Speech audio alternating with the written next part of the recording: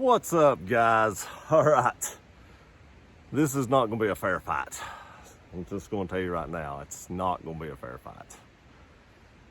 What am I talking about? I am talking about the Glock 44. Probably the worst pistol I've ever bought in my life. Worst pistol Glock is probably ever made, ever, in my opinion. And we're putting it up against the FN 502. Now this is one of my favorite 22 pistols. The slide is metal on this. The slide is plastic on this. Now Glock had a good idea with this. Let's make a 19 size pistol that you can train with.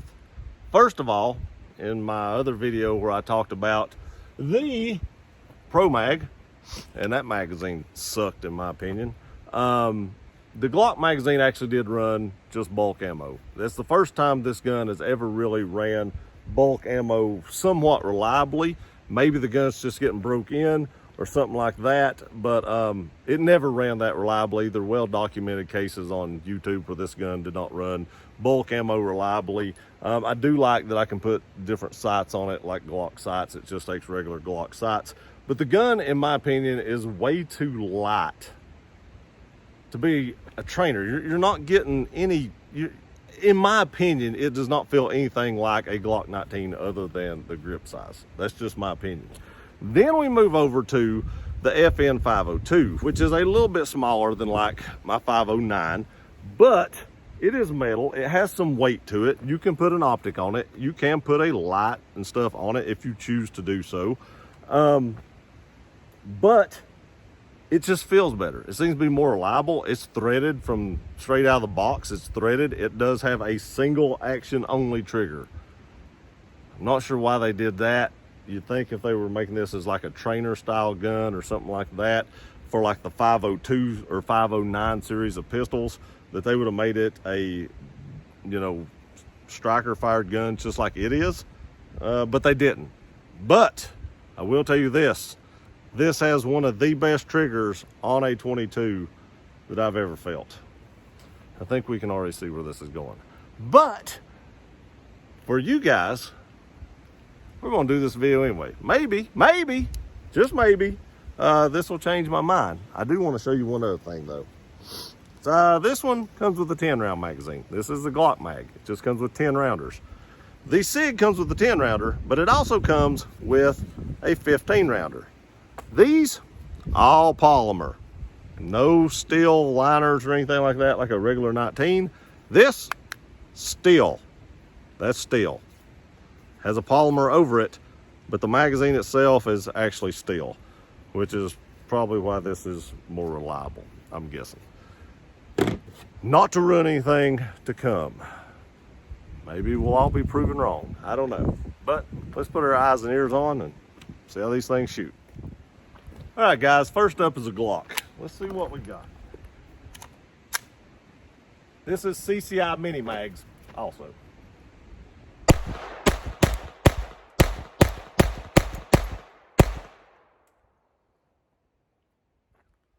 Ran just like I thought it would. Mini mags run perfectly fine in this. I've never had a problem with mini mags from day one. That's why I said it was bulk ammo. Day one, mini mags ran perfect. Anything that was a higher velocity or more premium 22 ammo ran just fine in this gun. Never had any issues. It's when I switched over to the value pack stuff that I started having issues. And last video that I did on this talking about the magazines, it blew my mind because it even ran that pretty decent, had only like one malfunction.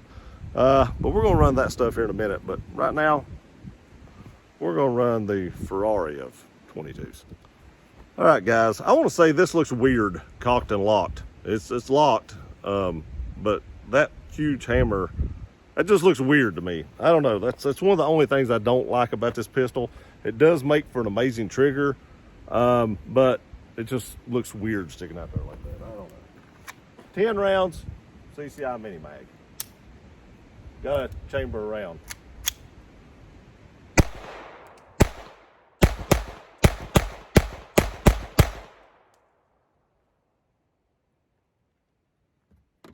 All right, guys, I just did something I'd never done before. I outran the trigger. If you see me pull the trigger and it didn't fire, I outran it. So, but this does have one of the best triggers on the market for 22s. This gun just shoots so light, it feels so good, and I contribute a lot of that to the weight up top. You can see the barrel is actually larger, and there's just more mass up here than this gun right here. Not that 22 actually has a lot of recoil, because it does not, but with all this extra weight, this gun just does shoot flatter, in my opinion. Now, we're going to do something right now that you're never supposed to do with the 22. We're going to take a look at the triggers. Don't try this at home because it could mess up your gun. All right, so right here, you come up here, you kind of hit a wall, and it just clicks. Reset is really long. I ain't gonna lie. Horrible reset on the FN, but the trigger pull is just amazing. All right, now you got the Glock. Now, this one you have to pull the trigger to take it down, so I'm assuming it's all right. All right, you have this normal squishy take up like in a Glock trigger. You hit the wall, and then it breaks. Not a horrible Glock trigger. Reset, way shorter than the FN. So if we're talking about triggers, I have to give the trigger pull to the FN, and you can see right here, it is not double action, single action. It is just single action only. But I have to give the trigger pull to the FN, but the reset is definitely Glock all day long. The Glock was just a better reset than the FN. But recoil and just feeling in your hand, Glocks are blocky. I'm not a big fan of Glock. There are so many other guns out there that feel better than Glocks in your hand. I just don't. This gun feels way better in your hand, and it has, you know, replaceable back straps that actually make a difference with the gun. It's just a better feeling pistol, in my opinion, overall.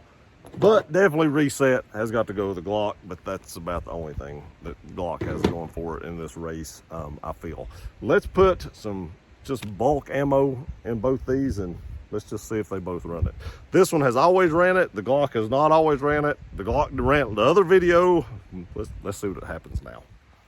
All right, guys, let's talk about the magazines a little bit. I've showed you that this is steel. It actually weighs more than this. This is really light. But just ease of loading definitely goes to the FN. The way these steel feed ramps are, or feed lips right here are, it just drops. I mean, you just drop them right in. They're so smooth. This plastic actually adds some resistance. You kind of have to force each round in.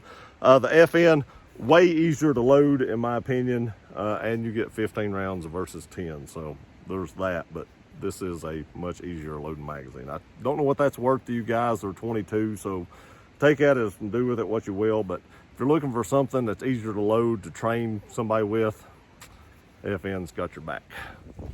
All right, guys, first up, Glock. It did load it. Nice.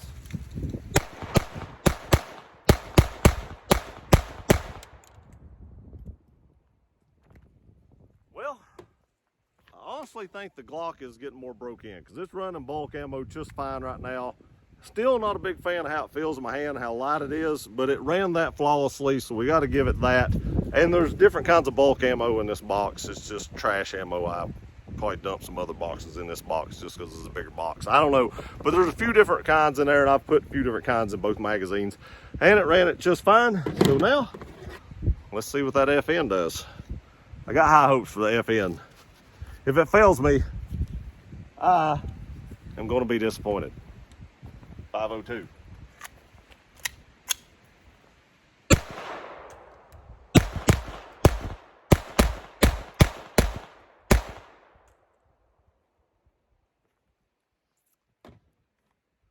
It ran flawlessly as well. There again, you see me do that twice. That reset is it's actually, I probably need to clean this gun, to tell you the truth about it. It's a little sluggish. That trigger's getting a little sluggish. It's still an amazing trigger for a 22, but it's just getting a little sluggish. So I probably need to take it down, clean it, get all the carbon off of it. 22 is just dirty ammo to shoot. And I put several hundred rounds through this gun with 22s without cleaning. Actually, I probably put a few hundred rounds through both guns. Well, probably not. I put a few hundred rounds through this one. This one may be getting close to 100 rounds now. But I can tell the trigger on this one is getting a little sluggish. It doesn't return as fast, and you've seen me twice now or not get it reset all the way. But again, run flawlessly. I'm gonna make this video quick because I don't think there's any need to like shoot 1,000 rounds through these guns to give you my opinions of them. All right, so this gun has been running great so far. I've had one malfunction out of both the videos I've done on this gun, and it was a stovepipe with the trash ammo. But other than that, it's been running great. 22 rounds are kind of hiccupy anyway, and it is what it is. Sometimes you're gonna have some, issues with 22 ammo. But this gun has been running better. But just know if you buy this gun new straight out of the box, it's probably not gonna run your bulk ammo reliably for the first 100, 200 rounds at least, with my one example. Like I said, there's other documented cases on here where it don't like running bulk ammo, and some of them people have never really got to run bulk ammo, but mine seems to be working itself out and starting to run it all right. This one, I don't know if I've ever had a malfunction out of this 22. This may be one of the only 22s I've ever had that I've not had a malfunction out of, but it just runs. It feels good in your hand. It's optics ready. It's threaded already. It was more expensive a little bit than the Glock, but for what you're getting, I think it's worth it. Is it a good trainer? I don't know, because its counterpart that it looks like in 9mm isn't single action only.